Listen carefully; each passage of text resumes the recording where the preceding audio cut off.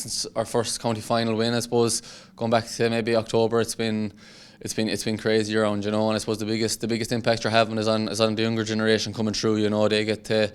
I remember when we were growing up, we seen a team get to a county final, and I suppose that was the most famous team in the club, and you're always aspiring to get to a county final then. But I suppose they're seeing their senior team now get to an Ireland final. I suppose that's driving lads to the hurling wall, driving lads to the field, and I think that's the biggest thing, you know. And I suppose the older fellas as well that have probably seen Ballyea coming from junior to intermediate to eventually senior, it means a lot to them too, you know. So I suppose from the younger generation all the way up to the older generation, they're gone crazy at home.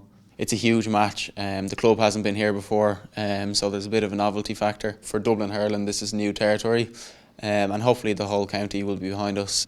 You know, for all those young supporters, it's absolutely brilliant. They're going on journeys up north, they're going on journeys to Carlow, Kilkenny. You know, they're seeing the whole country and they're having good crack with their friends.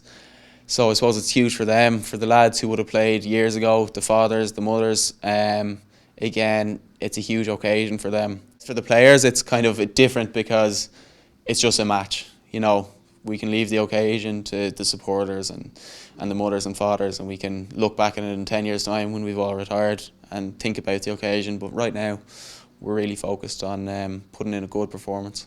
I've watched two or three of their games this year, and have to say I'm very impressed with them. I suppose the biggest thing with Cuala is they're actually physical presence around the field, but they're actually hurling. They're able to hurl to back it up, you know, and they've some outstanding hurlers. You know, you know about David Tracy, and they're inter-county players, but the likes of Conor Callaghan there, insightful forwards, seems to be scoring goals for fun. But even outside of that, it's their average club hurlers. The gap between them and their inter-county lads, it doesn't seem to be a big drop off. And I can draw parallels, I suppose, to ourselves. We do have a spread of inter-county hurlers, but our club players have been performing and bringing us to that next level as well. So, look, I think you're in for a good game on Paddy's weekend, and I suppose it's going to come down to a bit of luck, maybe the last 5 or 10 minutes to decide it. Ballyea are so intense and they're a very physical team, so we have to go toe-to-toe with them there. I mean, you look at, you know, big finals between Kilkenny and Tip, and when Tip were good, they were able to physically go toe-to-toe with Kilkenny.